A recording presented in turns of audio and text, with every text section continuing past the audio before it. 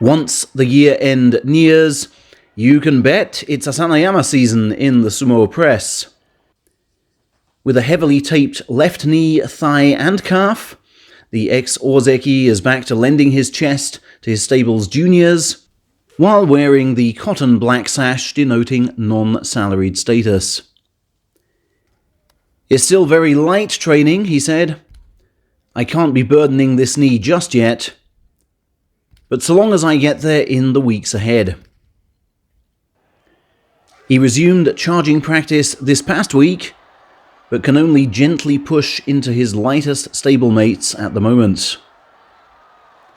"Ideally, I'd like to be doing all of this without the tape," he confessed, "but it's still a really positive step to be finally working with my colleagues again. We just build back block by block, right?" His assessment of 2024 is the worst possible year. I only managed to get through March and got injured for every other meet.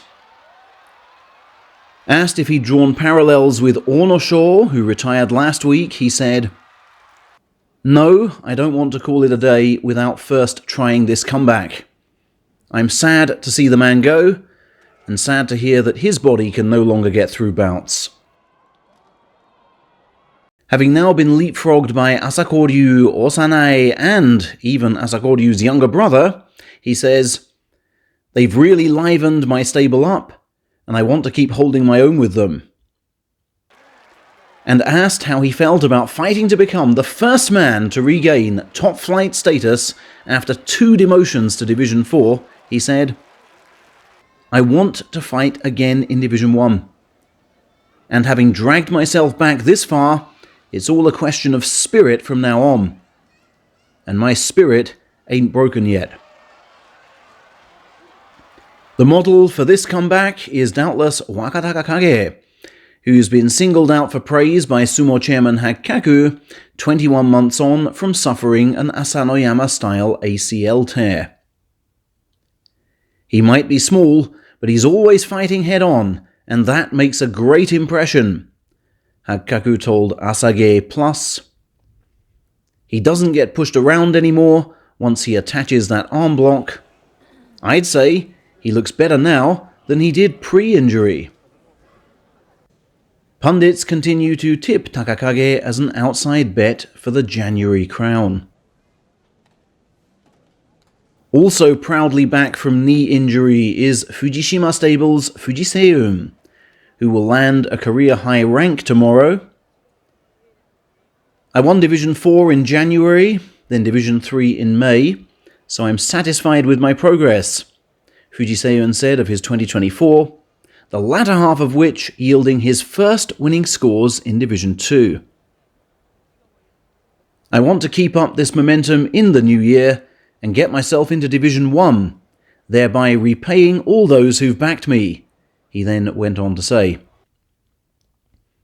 His spirits were further lifted by a special appearance at his hometown tour leg on December the 3rd, where he chest-lent to local school kids, but was eclipsed by the bigger personalities of Shodai, Mitakeumi, and Wakamoto Haru. He desires to improve that part of his sumo appeal too. Elsewhere, Nakamura stable is now almost 7 months into being, and continuing to innovate with sumo training methods. This week spotlighting rope area pushing battles. "Pushing is the core of sumo," said the stable's master, "so I want my charges to develop pushing power in various scenarios like today's. I don't want them charging loads, as excess impact heightens the risk of injury. I simply want them working on their pushing technique." At Tomokaze's suggestion, the wrestlers now drink nutritious smoothies before their training sessions, as opposed to eating a full-on chanko, as the latter takes too much time to prepare. Yes, Nakamura continues to challenge the traditional sumo notion that wrestlers should train on empty stomachs.